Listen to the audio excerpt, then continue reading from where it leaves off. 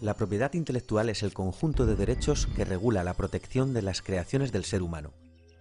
Se divide en dos tipos: la propiedad industrial, que protege a marcas y patentes, y los derechos de autor, que protegen a las creaciones artísticas, que son de los que nos vamos a ocupar.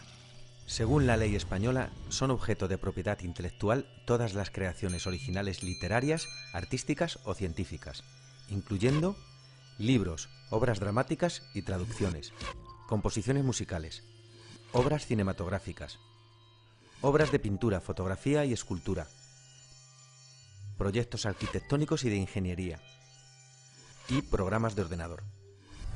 La ley distingue distintos tipos de derechos de autor.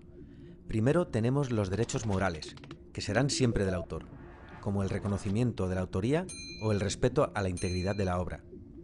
También tenemos los derechos de explotación, que son transferibles, como los derechos de reproducción o los de difusión pública. La ley determina también la duración de esos derechos de explotación. Es lo que se conoce como copyright.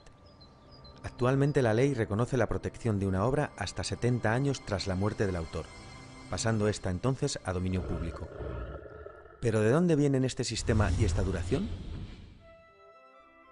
Aunque por entonces legalmente no tenía dueño, la cultura se encontraba encerrada en los monasterios. Pero en 1439 Gutenberg inventó la imprenta, y esto lo cambió todo. La cultura empezó a circular.